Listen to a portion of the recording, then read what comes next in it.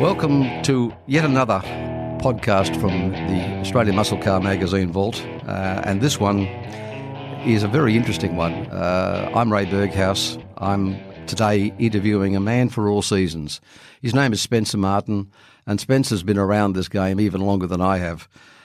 Spencer, you started in the late 1950s. You were a spectator at the Mount Druitt circuit. What got you into the game in the very first place?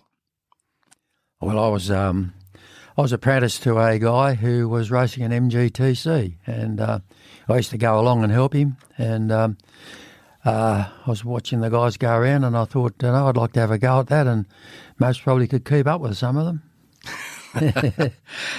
In that era, your first car was a special that you built yourself. From what I understand from history, you couldn't afford to buy an MG because they was pretty expensive even in the 50s. So you built your own car, a Triumph Special with a Notice chassis, a sports car body, and Triumph Herald mechanics. Now, that's got to be a rather strange combination. Yeah, well, how it started was a friend of a friend had started the project, and it was sort of half completed, I suppose you might say, and I bought it as a project. And it took me a long time to finish it because, I was getting about, 8 or 10 quid a week and had to give Mum a couple. And then I was going around wrecking yards buying parts and bits and pieces, and it was a bit of a struggle, really. It took me 2 years to finish it off. That's not unusual for that time frame, but given the fact that we're now talking late 1950s after the Second World War, in that Triumph that you built, your first race was actually at the Orange Circuit, Nublar. Now, that was in 1960. Was that the same event that they held the first Australian Touring Car Championship race at, or was that a different event? No, that was the event, yes, that was it, 1960 Nublar, and that's when David McKay won the Touring Car Championship. That was when it was a one-race thing, and David had a Jaguar, and he won the day. But when I had my first race there, my mate Brian McEwen, he had a Mark II Zephyr. We borrowed a trailer to put my car on, and he towed my car up, and he actually raced the Zephyr as well. So complete with the tow bar and all, we took the trailer off. We thought it would be best to take the trailer off. But anyway, Brian, he raced the Zephyr, and matter of fact, he had a problem with the Zephyr. So the last race of the day was a 10-lapper. So I asked the clerk of course if I could drive 5 laps of Brian, drive it for 5 laps. That's my car. And because we both wanted to get our licences signed because we were desperate to get 3 signatures, which you had to have to go to Bathurst. So the clerk, of course, said, yeah, OK. So we both got our licences signed at Orange. Can you just imagine doing that today? Oh, yeah. No. So around about that time, that car that you built, I assume that was classified as a sports car, not a touring car? What, the Triumph Special, the Herald Special? Yeah. Oh, yeah, it was a sports car. Yeah, it was under 1,000cc sports car, which, it was, it did 100 mile an hour, just over 100 mile an hour, which, you had to have a pretty hot TC to do over 100 mile an hour in those days, yeah. I'll say. Yeah.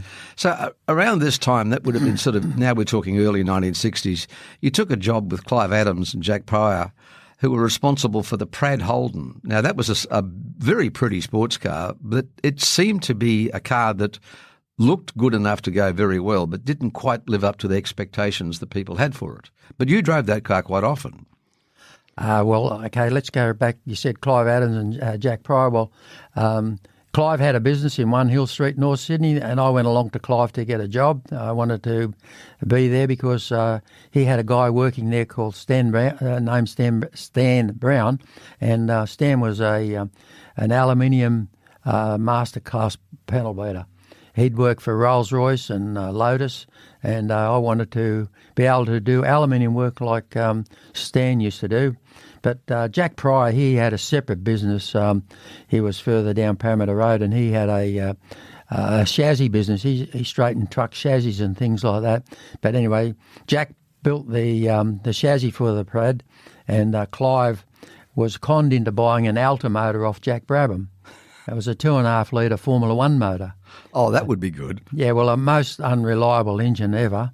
They used to be in Cooper Alders and Connaughts and those sorts of things, in the Formula One races. But they didn't have a very good name for reliability. But anyway, so they built the car, and then they had a lot of trouble with it going in a straight line. It wouldn't. Eventually it was crashed in testing out the back of Orange somewhere. And so Clive, they brought it home and sat in the corner of the workshop for a long time. This was before I was working for them, of course.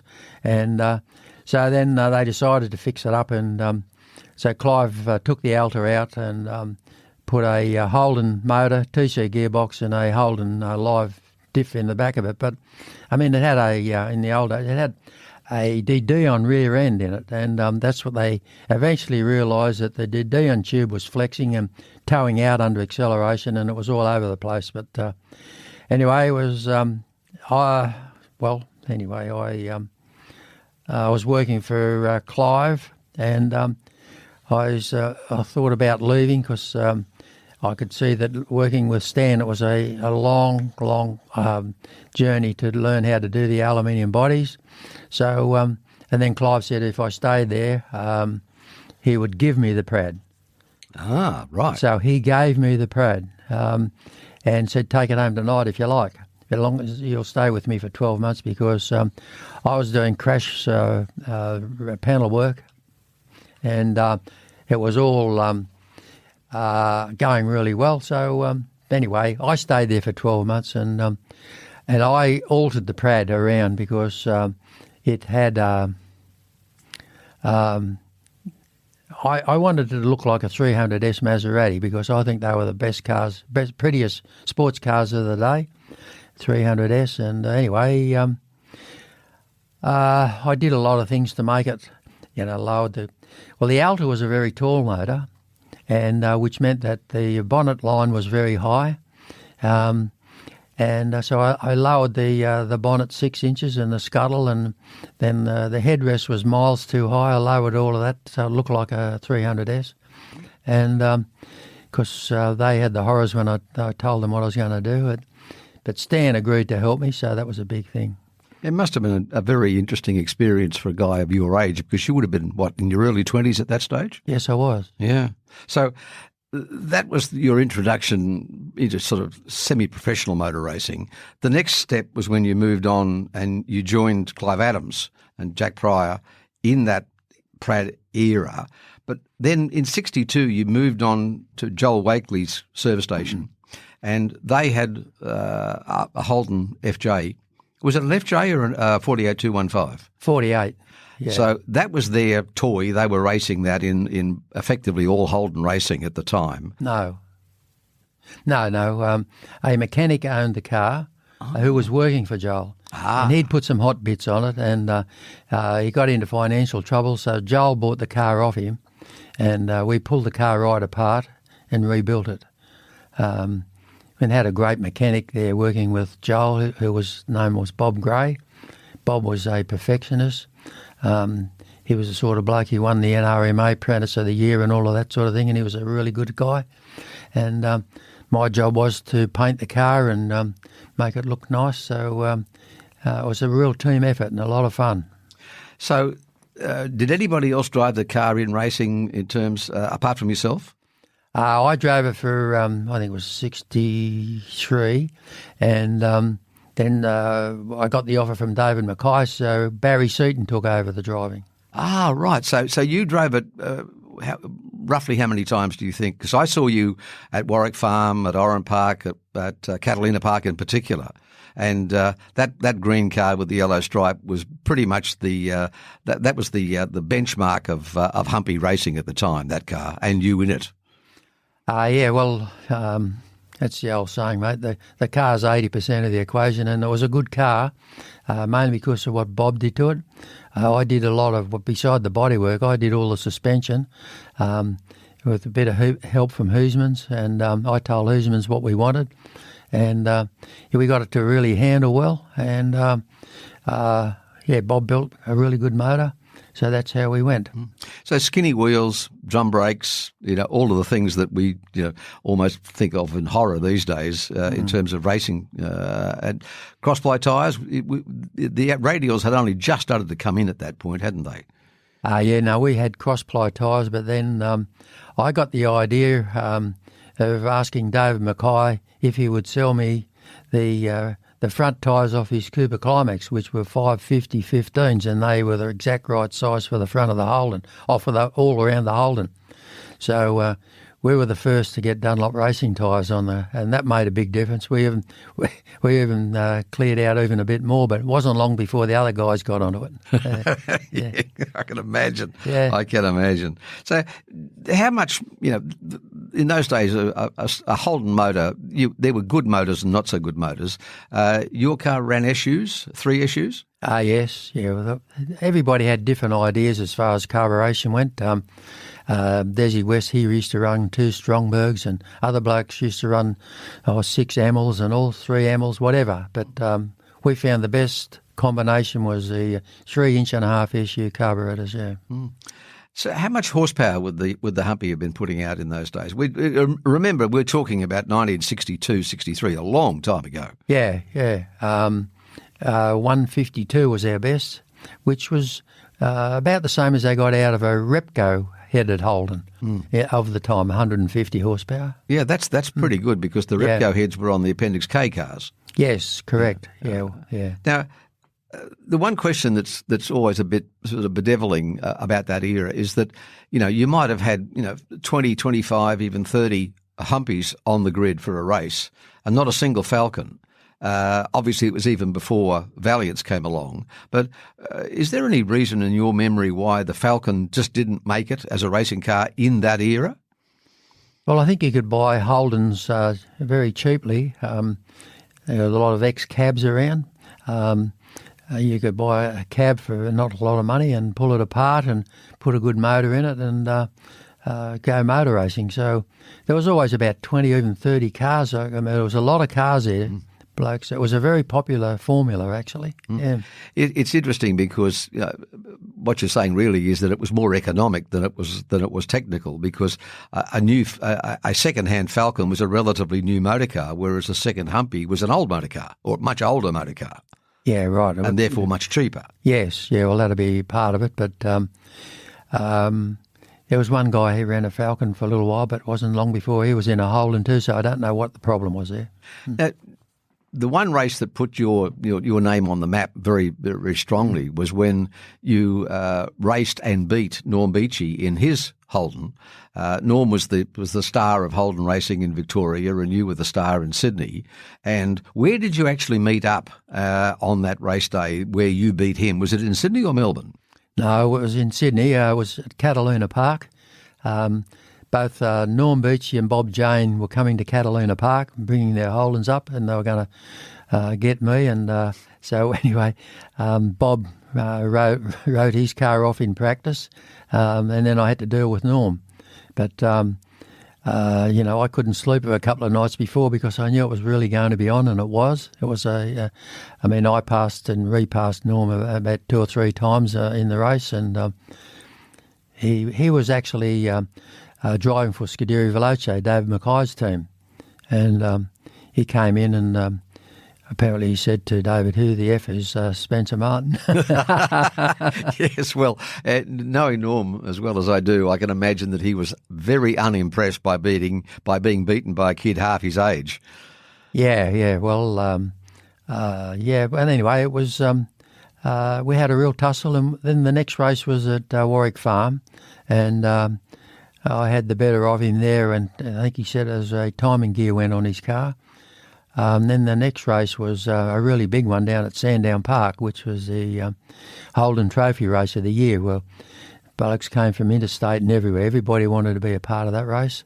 And I was leading him. I was leading Norm when I was looking in the mirror and I could see that the steam started coming out the bottom of his car, so I knew that he'd had it. So so we could button off a little bit, yeah. So basically, on 3 occasions, Catalina Park, Warwick Farm and Sandown, you beat Norm fair and square.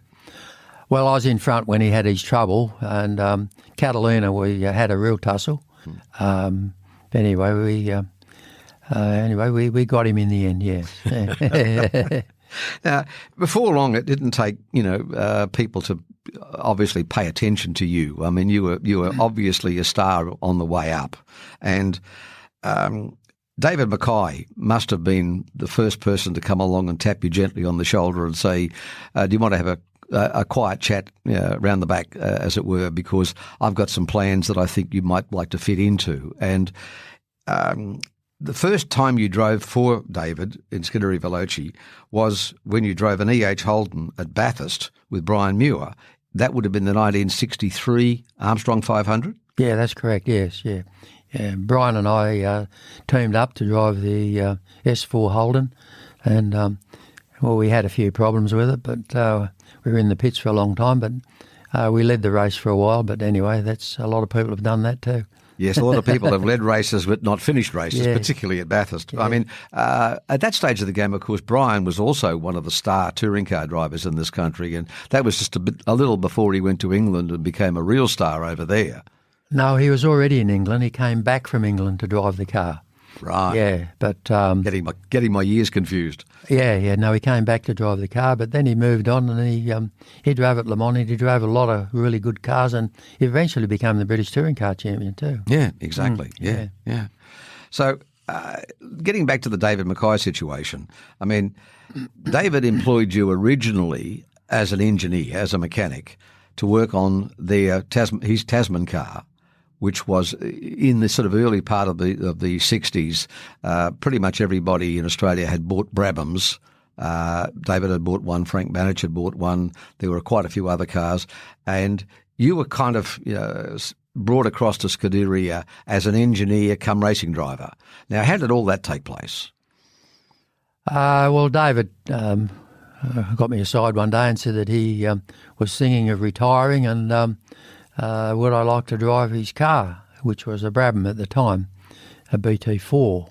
Anyway, I was really shocked because it was a current Formula One car, 2.5 litre Brabham, and I was really quite shocked when he approached me to do that. But anyway, as history went on, I did drive the car, and my first race was at Oran Park, and I had a real tussle with Leo Gagan there.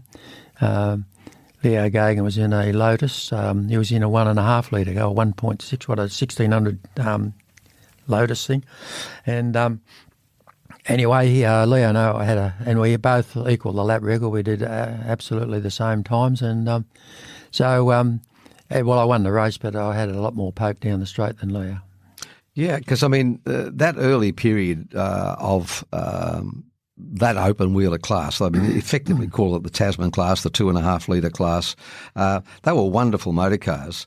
Now, when Frank Banach bought his, he was instantly fast in it. You and Frank were pretty good, in the same time frames, but getting slightly away from open-wheelers just for a moment, the Scuderia Veloce connection brought you back to Bathurst in 1964 in a Vauxhall Viva. Now, that's kind of like almost going backwards, isn't it? I mean, it's going from the big car class to the small car class.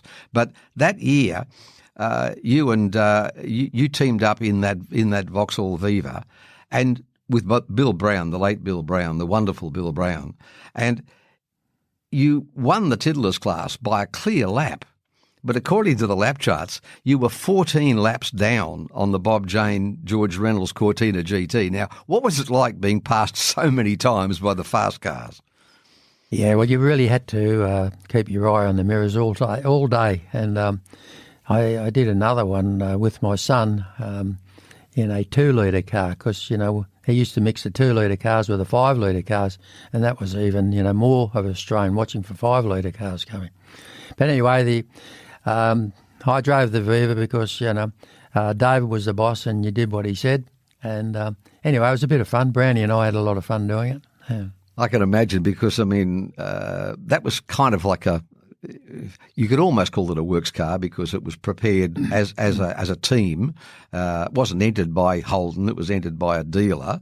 But it was as near as possible to a works team when you don't have a works team. Oh, no. I mean, you couldn't get a car that was more stock standard than that, mate. It was just, Well, I'll tell you one story. Like, I'm going down the straight and, she's flat to the boards and a bloke in a Mini went flying past and I pulled into, and I said to David, we've got no chance. The Mini just went past me. He's got at least 10 or 15 mile an hour up on us. And he said, what number was it, son? And I said, 14. He said, that's Charlie Smith and that's a Cooper S and we're not in that class. It's all about who are you racing on the day. Yeah, that's right. Yeah. So you spent a fair bit of time in the BT11, the Brabham, and you probably enjoyed that enormously because getting out of touring cars into an open wheeler, wonderful experience. When that new Brabham came along, it came along with the Ferrari 250 LM. Now, tell us about that car because that's one of the two cars that I think everybody in Australian motorsport remembers and remembers you driving. So, just which one open up. Which one do you want to talk about first, the Brabham or the Ferrari? Well, let's start with the Brabham. Short story, long story on the Ferrari. All right. Well, the Brabham, I mean, to get out of a 48 model Holden into a Brabham, I mean, it's like chalk and cheese. And the first impression is you could really hurt yourself in this. So, only watching Oscar Piastri lately, and he's taken a long time, or fairly long time, to warm up in his McLaren. And he's been very sensible by learning the ropes before he let it ride out. And I did the same with the Brabham. I wasn't going to do anything silly to start with because you could really hurt yourself. And you wouldn't be the team boss's favourite bloke if you put it into the fence. So started off pretty steady and worked up to, and when I got on the pace, I was really comfortable then. Ferrari, different car altogether. Ferrari was it was a heavy car because it was an endurance car. It was built as a 24-hour car, so it was heavy in the chassis and the gearbox, but it was a lot of fun to drive. It was beautiful gearbox in it. You could move the gear stick as fast as a hand could move the stick. It'd cop it. The engine sounded unbelievable inside and out, and it won every endurance race it went in Australia, and it only ever let me down once. We broke the accelerator cable during a race, but that was lack of maintenance, I suppose. But anyway, that was a beautiful car. And they're not very expensive today. I think they're only $20 million today. Yes, I've often wondered, did David ever give you the opportunity to buy that car when you were driving it after he decided to get rid of it? Well, no, what happened was he put it up at auction and it didn't sell. He put it up for $250,000 Aussies, which was, today is a laughing thing. But anyway, so he said, well, okay, we'll sell you a quarter share. And it was myself and Bill and Dom David and David, of course. So I had a quarter share of it for a while. I wish you had a quarter share of it now. I'd make a mess of myself at a quarter of $20 million, mate. So when you sort of go back to the beginning of that, when David first got that car, Graham Hill was driving the Scuds Brabham early on in that series. There was a story getting around that Graham really wanted to drive the Ferrari as well, but David gave it to you. Oh, well, I was to be the driver, and when Graham arrived at Sandown Park in 1965, he was to drive the Brabham and I was to drive the Ferrari, and he said to David, I'd like to drive the Ferrari as well. And so David said, no. He said, the boy's going to be driving the car. So David kept his word, and I drove the car, and lucky enough, I won the race. I like the way you say "luckily enough." Well, it was. I mean, Frank Maddich was leading the race, and Frank's car was a lot quicker than the LM. But we won a few races with the LM because of its reliability. Well, Frank, he had different things break on his car, and to win your first but must finish, shouldn't you? Oh, yeah. Well, Frank was always pushing the boundary, wasn't he? He was always making the car lighter and faster. And as you said, the LM was it was a relatively heavy motor car in relationship to, say, the SR3, SR4 that Frank built. Oh, yeah. Well, they were different class cars altogether. One was a sports racing car and the other was a Le Mans 24-hour car. Yeah, exactly. Different purpose. Yeah. So go back to the Formula cars for a minute. You know, you raced against some of the world championship drivers in that mid-60 period. You raced against Jim Clark, Graham Hill, Jack Brabham, Denny Hulme, all these guys. You actually, you probably were one of the top Australians, along with Frank and Kevin Bartlett, to mix it with those guys. What was it like? Admittedly, remembering that it's only a couple of years after you were driving almost all the time in a Humpy Holden. Now you're mixing it with Formula One world champions. What was that like, sort of, psychologically for you? I don't know. You don't really think about it. Yeah, I mean, I can remember we went to. I drove the BT4 in a few races, so I got the hang of it, and I got used to the speed and the power, as I said earlier. And once you get used to the speed, then you can start experimenting with pushing it a bit harder, and eventually you start to wring its neck and have a bit of fun. So when you bump up against these other guys like Jimmy Clark and McLaren and Graham and all of that, They were in a different league, really, but we could almost keep up with them. But they were racing every second weekend, so they had a lot more experience. Their cars were very well set up. I mean, every couple of weeks there's a different modification for the cars, and that's where Frank Maddich was very clever, because he was always in touch with Jack Brabham and Bruce McLaren, and anything they found out during a Grand Prix, he would be onto it. Frank would be onto it. Whereas David wasn't in that league. He wasn't the engineer that Maddich was, so we were a little bit of a handicap there. But anyway, we just battled on and did our best. Well, I think doing your best, that's being fairly quiet about your achievement. Apparently, history tells us that in New Zealand, which it would have been, 1966, you had a conversation with Jimmy Clark and he gave you some overalls?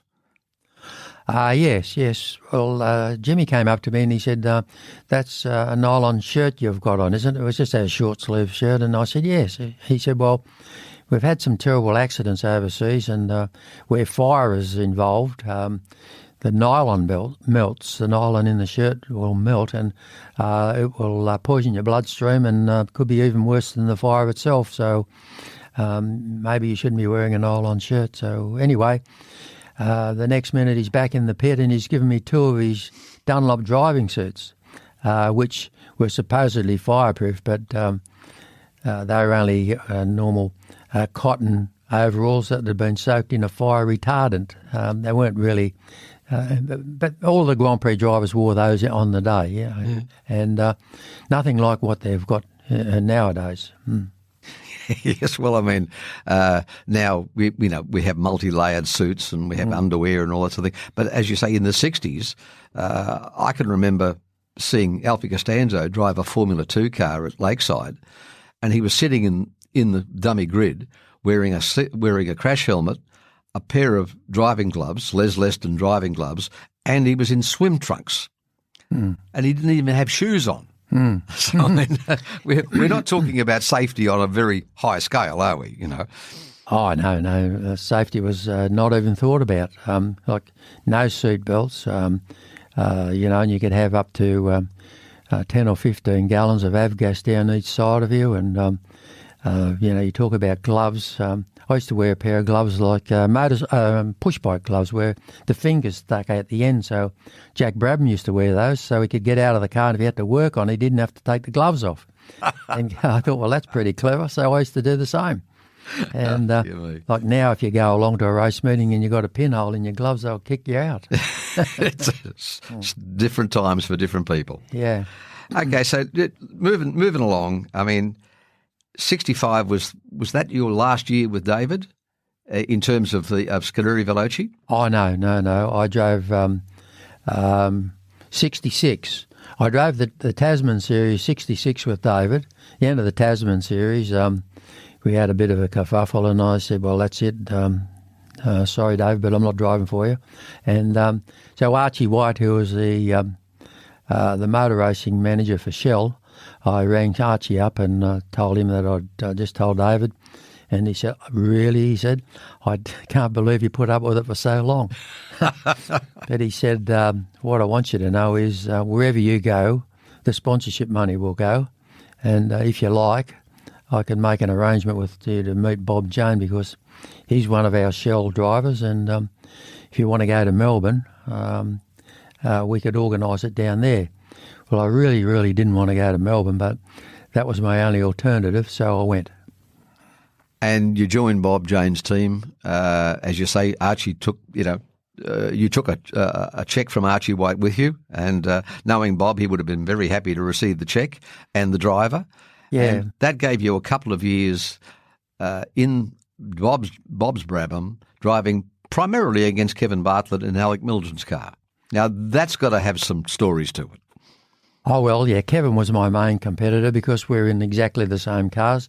I mean, there were other guys who had Brabhams, but 66, Kevin was the main. I mean, we had Johnny Harvey, Leo Gagan, Greg Cusack. They all had different cars which were sort of competitive. But anyway, Kevin was my main competitor for sure. I can remember one day at Warwick Farm, you were leading Kevin. He was trying to get past you on virtually every inch of that racetrack. And at the end of the race, you'd stayed in front of him. And in the commentators' discussion with Kevin after the race, Kevin was asked, you were trying to get past Spencer, but Spencer looked like he was weaving going down the straight. And Kevin just said, no, Spencer wasn't weaving. He was just dodging the puddles. No, you never weave down the straight, mate. That's BS, mate. You'd never weave. You might move to the inside on a corner in the braking area because you got to take advantage. You're not going to let somebody slip down the inside. Just depends if how close they were, of course. Of course. Yeah, exactly. Of course. Yeah. So when you joined Bob midway through '66, what was it like? Was it a revelation? Was it a much better team to be in? Oh, chalk and cheese between David McKay and Bob Jane. Bob was a very successful car dealer.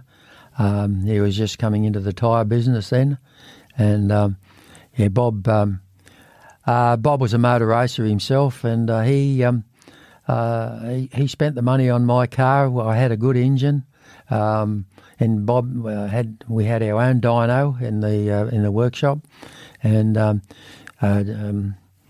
it was a good time for me because I enjoyed being down there with Bob because I mainly prepared my own car. In fact, I built every engine that I raced on in my car, only once, and strangely enough, that's the time I didn't finish at Simmons Plains, and that's another story. Yeah, well, it must have been, as you say, a completely different style of team. A much bigger team because obviously Bob at that stage of the game was driving sports cars. He had touring cars. He had you in the open wheeler. It was a big team. It was one of the biggest teams in the country in terms of spread across classes, and it must have been a lot of fun. But you won the Australian Gold Star Championship in 66 and 67? Yeah, both with Bob, in Bob's car. And as I said, Bob supplied a good car. I had as good a car as anyone. And the car's 80%. I don't care, how good you are. Like as I used to say, Mark Webber in a Minardi is no match for Mark Webber in a Red Bull car. So, the car, and the old saying, another one of Mark's sayings is, you can't win the Melbourne Cup on a donkey, yeah. Well, that's fairly true. Yeah. So we sort of scroll forward to 67 and you've won the second Gold Star, and then certainly from the point of view of people outside your own circle, you suddenly announced your retirement. that came as a surprise to everybody because you were on top of the world at the time. Now, that was probably a very personal exercise. You wanted to move on with your life. You wanted to do something other than drive racing cars. Yeah, well, I had no regrets at all. No regrets at all. I'd been there. I don't know what you call top of the world, but anyway, as far as I was concerned, I was just going around and around in circles and not being paid a lot of money and putting it all on the line. And, well, I was on top of the world. I'd met a terrific lady and I was getting married. And I thought, well, I haven't got a cent in my pocket. So I haven't got a brass razoo, as they say, and I had to do something about it. Had to get a real job. Yeah, unfortunately, even in those days, driving top-line racing cars, it was almost a situation where you brought your own money with you in most cases because sponsorship was only just starting. I mean, real sponsorship didn't start till 68, 69 when the FIA changed the rules about advertising on racing cars. So even though you had shell sponsorship from Archie, that was only a relatively minimum amount of money in relationship to the cost of running a car. And so, I say most sponsors wouldn't have been paying lots of money because they would have expected you, just like footballers and cricketers of the same era, they weren't paid lots of money. They were sportsmen who were sportsmen on the weekend and had a job Monday to Friday. And I guess you were the same. I'd be really, really, really embarrassed to tell you how much I was paid. Because 2/5 of nothing. And I didn't have a zack in my pocket, so I had to do something.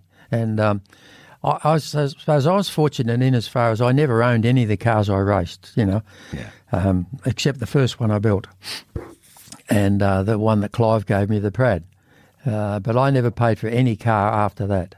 So, a lot of the guys that I raced against, they spent every zack they could on their cars, and they, as Bobby Britton used to say, they'd sell their soul for half a second. Exactly, yes.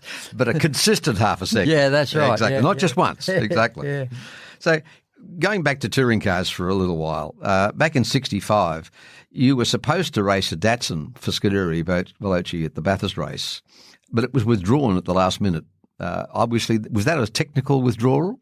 You're getting out of step here. You're winding the clock way back. Well, of course I am. I mean, that's the whole point. We're trying to confuse you. No, well, we raced the Datsun. It was a Datsun, they called it a Triple S. Anyway, we ran it at Sandown, and it went pretty good in a 6-hour race. It went really good. Brownie was my co-driver again. And so that went really well. And then we came to Bathurst, and, it struggled a bit at Bathurst, and the right front wheel started to crack going through. Anyway, I think it was going through the dipper. It was getting a bit much load on it, and it was 2 or 3 of those Datsuns. Anyway, mine was the only one that was cracking the wheel, so maybe I was belting it a bit harder. But I can still remember the Japanese engineer. His name was Takami Sugawa. And poor bugger, when David told him he was withdrawing the cars, he was an engineer and he cried. And I felt so sorry for him. Yeah. Well, yes, in that era, to lose face in that regard, from a corporate point of view, would have been absolutely devastating. Absolutely, because obviously David decided to withdraw the cars for safety reasons. Yeah, because, really. I mean, we could have got around it. I mean, we could have taken it easy through the dipper and taken a wider line and all that sort of stuff, but wouldn't have made much difference to the times. No, exactly. But I think the old man had an ulterior motive somewhere. Yeah, maybe so. Maybe so. So, look, probably from that moment, driving effectively tiddlers at Bathurst, you stepped up in the main game in 67 when you shared a Falcon GT with Bob Jane. And that was the year that Bob, being a tyre dealer, wanted to run the race on Fulda road tyres. Mm-hmm. And that was not necessarily a good idea. So what happened in that Bathurst race? Yeah, well, as you said, David wanted to promote the Fulda. Bob wanted to promote the Fulda tyre, which he was the sole agent for here in Australia. But anyway, we weren't doing too bad, and I was going down the straight. They used to do, I don't know, a bit 125, nearly 130 mile an hour in the front right tyre. Real speed, not miles. Miles, exactly. Miles, yeah. That's well, I'm only dealing in the old numbers, mate. So, no, the front right tyre blew out, and I, had knocked the front mudguard around a bit, but I was nearly at the end of the straight, so I struggled around into the pits, and they put a new tyre on the front, and away I went, and a couple of laps later, the right rear blew out. And so I came in and Bob said, we found out what the trouble is, they're not fitting them right. And I said, well, Bob, I think it might be your turn. Exactly, yes. So we got in it, and he just drove around nice and steady, and we were out of the race anyway. Oh, yeah, well, I mean, on road tyres and not necessarily the best choice of road tyres, you're not going to do too well. No. Well, mainly most blokes used Michelin X's in those days, I think. Oh, the XAS. Yeah, that's right. Yeah. So 68, next year on, you've basically not done any racing during the course of the year, and Harry Firth comes along and taps you on the shoulder and says, "We'd like you to drive for the new Holden dealer team." This would have been in 68 with the Monaro for Sandown. Yeah, but we did the Bathurst, Falcons before that. That's correct. I do apologise. Harry was still with the works team at that stage. He was a Ford bloke. He was a Ford. That's right. Yeah. And he wanted you to drive at Bathurst in an automatic Falcon. Correct. Yeah. What was that like? I mean, a few people have tried it. I mean, it must have been an interesting experience. Well, I thought it was a good idea, Harry's, to do that, because he could prove that the Auto Falcon wasn't that much slower than the manual. It was XT, of course, and the Auto was quicker up the hill because we only had one gear change in the Auto. You'd pull it into second, going around turn 2. I don't know what the name of it is now. But anyway, we do second gear all the way up the hill, around, through the quarry up to the top. And the manuals had to do a couple of gear changes, and it was quicker.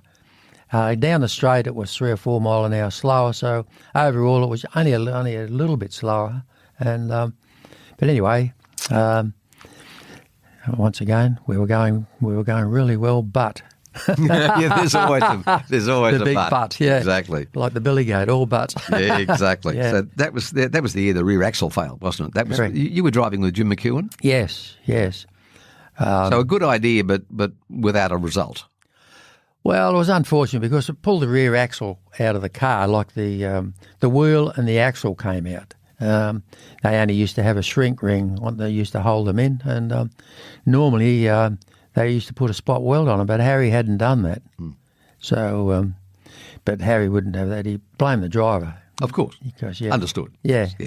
So that was your first real experience of Harry as a team manager. He wasn't really a sponsor per se. He was working for somebody else. He worked at that stage of the game. He was still working for Ford. He'd been working for Ford since the early 60s in the Cortina days. Okay, but very, very successful in both racing and rallying. This was 68 was his last year with Ford before he switched to Holden. And so having been your first experience with Harry, let's start with that first experience. Was it positive, neutral?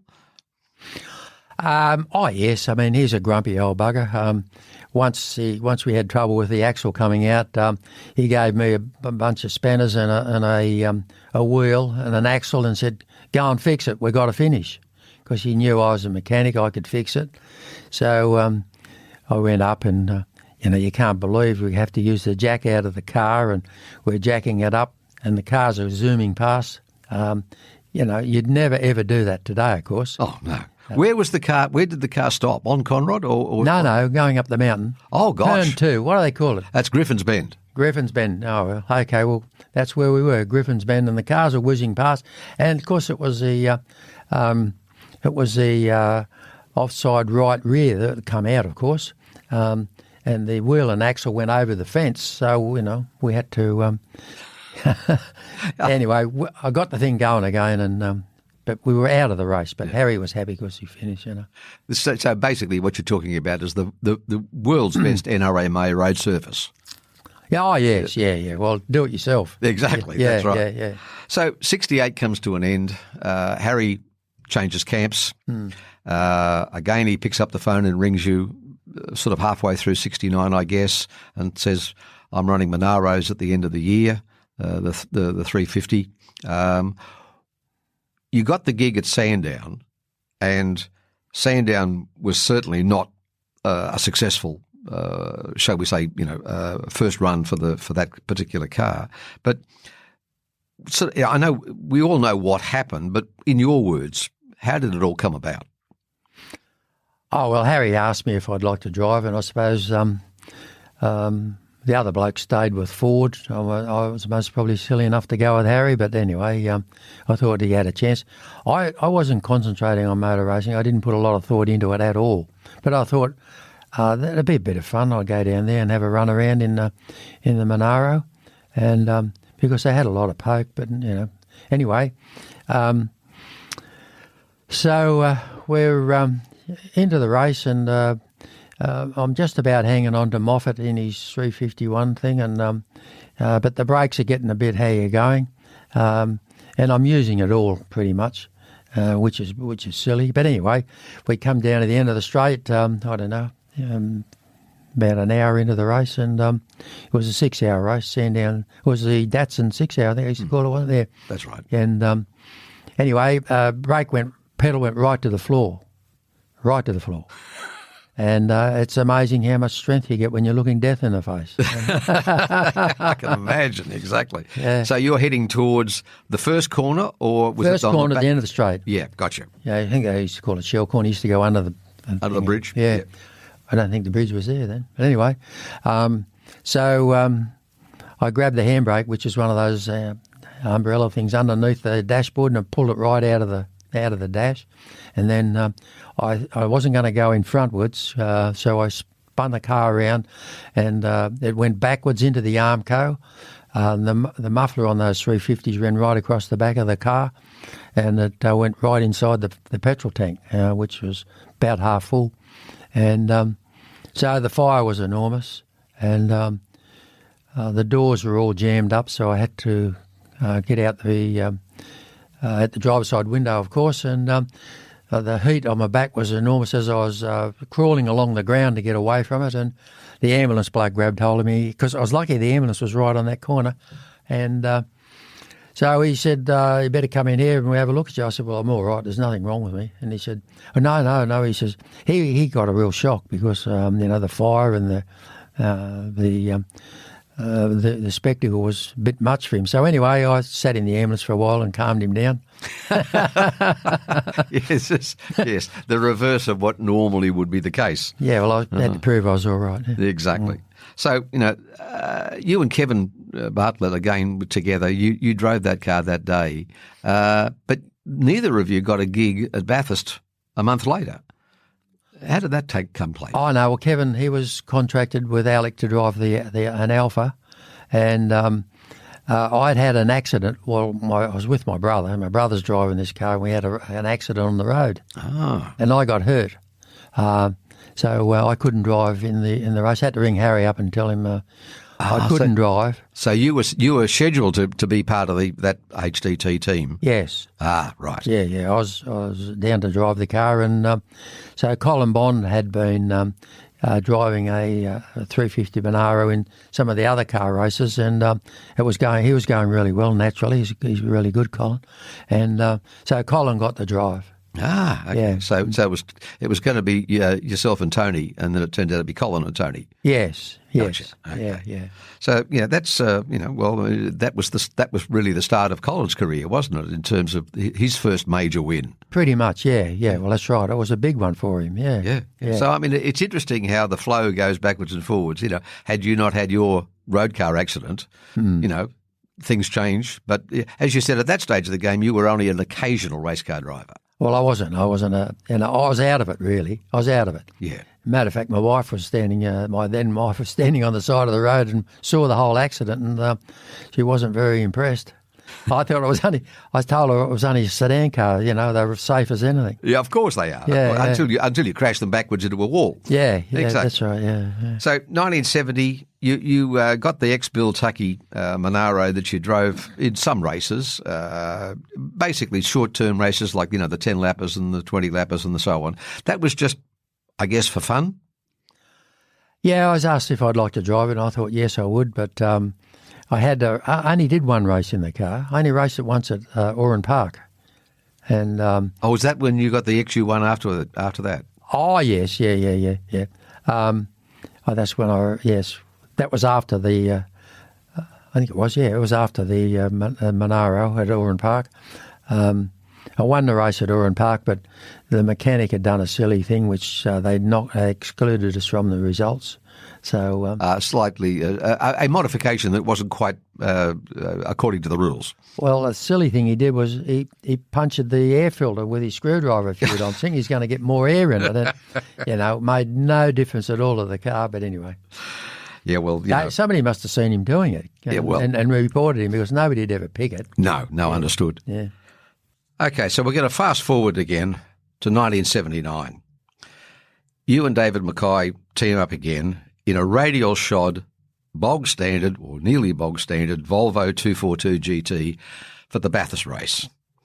How did this come about? Because obviously it was a very unusual choice of car, very unusual choice of event. Was this a thawing out of the relationship between yourself and David at the time?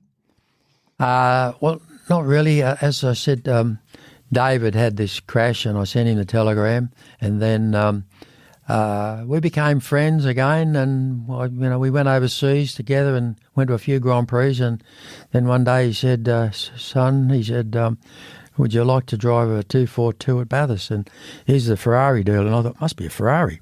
And I said, you can't have a Ferrari in that race. And anyway, eventually I learned out it was a 242 Volvo, which is a Volvo coupe, two-door. And anyway, I don't know why he wanted to do it, but it was absolutely stock standard. It had the air conditioning, it had the radio in it. We had Uniroyal radial tyres, and other cars are on slicks and other real hot rods. So anyway, during practice, it looks like we weren't going to even get in the race because you had to be within 110% of the fastest time, and we were nowhere near it. And then luckily, qualifying on Saturday afternoon, it was raining, very heavy, and of course we came into our own, the radial tyres and everything, and I qualified at about halfway up in the field, which surprised a lot of people. I can imagine. Took the laugh off their face a bit. I can imagine there would have been some very surprised faces in much, much faster cars. Well, yeah, but they had, didn't have the right tyres and too much horsepower. They had, V8s, pretty heavy, you're very busy with a V8 with slick tyres or something on in the wet. Well, because that was the last year of the Tirana A9X, so consequently they would have been very, very quick cars with way too much power for a wet road. Yeah, well, I think it was the Mazda, wasn't it? RX3s or 4s, something like that. They were the quickest. Yeah. On slick tyres, but anyway. So what was it like that day? I mean, on the Sunday, paddling around. I mean, lap time-wise, you were going as quick as the Phase 2 Falcons were in the early 70s. I think that's why David wanted to run the car. Like he thought that, but he didn't size up the opposition. He was going on previous times what they used to do. And anyway, he was a Volvo agent. He had a lot of trouble convincing the company, Scuderia Veloce Motors, to let him do it. But anyway, he got his way, and I think the overall result wasn't too bad. We most probably lapped 100 times, but the thing was, that was the only car you could have fueled up, and it would have done another 500 miles or whatever. 1,000K. Yeah. 1,000K, would have done it all again. Yeah. It's interesting when you talk about statistics, 79 was the year that Peter Brock won the race by 6 laps. And you were driving around and around and around. Did you know that he lapped you no less than 34 times? Yeah, well, it felt like 44 times right there. But anyway, no, I wasn't conscious of that because there were so many people going past, particularly Peter Williamson, who gave us a real bagging. But because he was the first one to have an in-car camera and commentary from the car, and he gave us a big slagging. But anyway, we finished the day and finished the race, and I think overall the exercise wasn't too bad, and it was good for David and myself to drive together. Yeah. Well, I'm sure that you enjoyed the day despite the circumstances. Now, since then, really we're talking a long way back. Your professional career was over at that point, but you took up another career in historic racing, and you've been unbelievably successful. You've been invited all sorts of places all around the world to drive some of the most expensive and famous motor cars ever built. Well, I only drove for Kerry Monaros, who was a Sydney-based guy, and Kerry was a Ferrari enthusiast, and so we were talking to Paul Samuels, and Sambo said that he used to go overseas, and at that time he had the Lotus 15. He used to race over there, and so we went down to his place at Mount Vale, and he showed us a few movies of the events.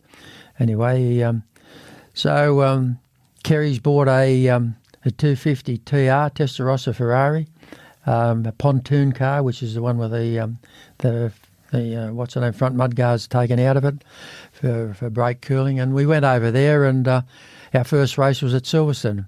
So we did Silverstone, and that Silverstone was pouring rain. That's what it was doing all the time in England, was raining, and all those blokes, they were pretty handy in the rain.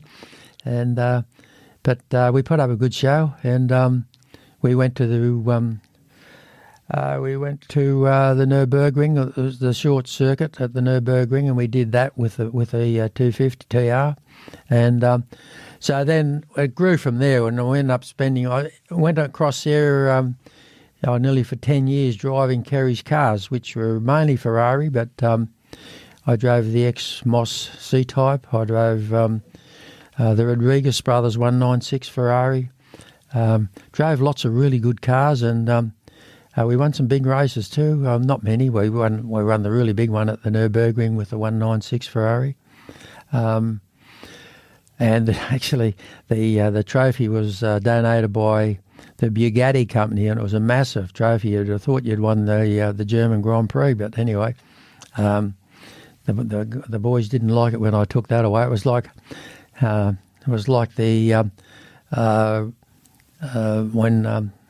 they were racing the yachts, and the Aussies beat the Yanks, and it was, anyway, we took the best cup of the day away, and it upset a few, but anyway, we won the race, and we were awarded the best prepared car and the best driven car on the day, so it was a good event. That's called the trifecta, isn't it? Really, I think so. If you get all three awards on the same day, there's nothing much you can do beyond that. Yeah. So, in recent years, you've produced a book on your own career, which has been very successful for you. I know that there's always more stock around, so people can always buy that sort of thing from you. But looking back over your career, we ask a few questions at the end of these interviews, just to sort of finish off, to see what people think about life, love, and the pursuit of happiness. You said earlier that you've never owned a racing car, which must make you one of the few people in the world who can actually say that, because most of us actually took our own money out of our own wallets and did it. But of all the cars you've raced, if you'd had the opportunity, I'm guessing the 250 LM would be the car that you would still like to have under a car cover in the garage behind the house. Oh, yeah, no doubt. But, okay, I did pay for one racing car. That was my first one, the little one that I built myself. I had to pay the bill for that.